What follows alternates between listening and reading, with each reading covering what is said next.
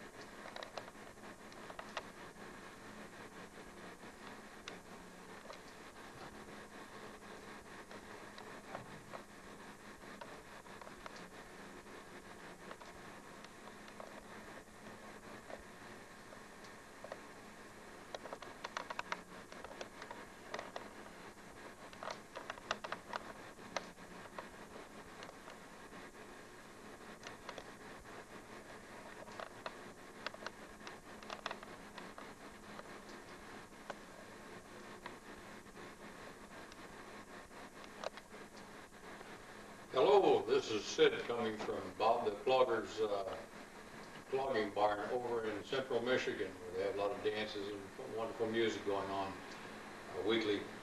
I want to take a few minutes to showcase a bass that a good friend I'll have come on in just a moment had done some beautiful carving and inlay work on this bass for me, and hope to be able to use it in the near future in some different musics that we're doing around the state. But with that said, I just wanted to bring on Tom, and he can kind of discuss some of the ideas and how we approach carving the bass. So Tom, if you come on, if you would. Tom, Hi, Sid. Hi, Tom. Hi, my name is Tom Frost, and I live here in western Michigan, and this is the carving and painting example that I did for Sid on his bass, and Sid requested me to do these carvings and paintings for him on his bass because he decided he'd like to have a pair of cloggers on the back of his bass. He thought that would be cool because he does pick a lot of music for the cloggers and dances and stuff around here in western Michigan. So Sid was in my shop one day and saw some drawings and prints that I had hanging in my shop, and decided that he liked those, and so we did what we could do to enlarge them in some cases and make them smaller in some cases so that they would fit on his bass. And normally when anyone asks me to do a job like this, the customer always tells me what they want on their instrument, not the other way around. And so he decided this is what he would like to have on his musical instrument, and so that's what we did. The musical instrument is actually carved. The images are carved into the wood.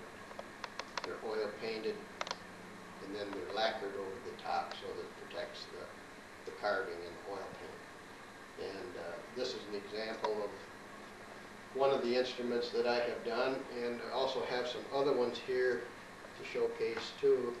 And this is a fiddle. What it actually is a copy of a Stradivarius violin, which means it was not made by Stradivarius, but actually made in the factory. But some of these old Strat copies are very good violins and play exceptionally well.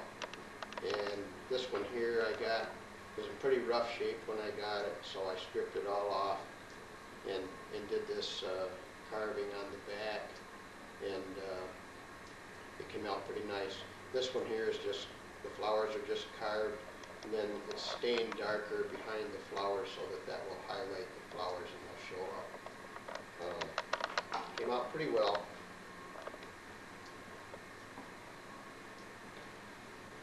This is approximately an 1880 to 1890 banjo that I picked up somewhere along the line, and the neck was extremely bad shape on it when I got it, but I like the pot real well.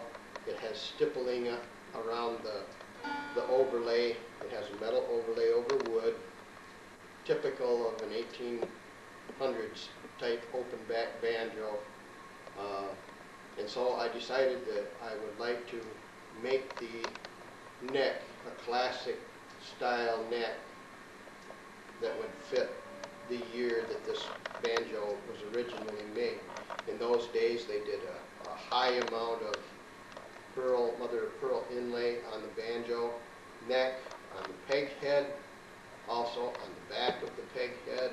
It has moon and a star, and it also has a very nice carving on the heel. All this was done, I did all this in my shop, made the neck completely from scratch, and then put it in the open back banjo so that it plays real nice. Has a real nice mellow tone, but yet has a little ring to it too. So these are some typical examples of some of the work I do here in Western Michigan in my shop. You're also anticipating trying to venture into the tone rings, sound rings for banjos. Yes, I have done some research on how to make some white lady type style tone rings and some tubaphone style tone rings, which would be typical of your open back models. I'm also working on some specific tone rings for bluegrass resonated type banjos that I'm still have on the drawing board, but we're looking forward by spring possibly to develop those and have a couple of new ideas that will hopefully improve the tone even more so. Well, Tom, one quick question for people who want to contact you here in the state, or you would even be willing to work with people out of state. They need a way to contact you so that they can reach you and discuss ideas that they might have. I have a computer email address. My email address is banjo, B-A-N-J-O, @dishmail.net. That's D-I-S-H-M-A-I-L.net. My home phone number is area code 269-795-7481.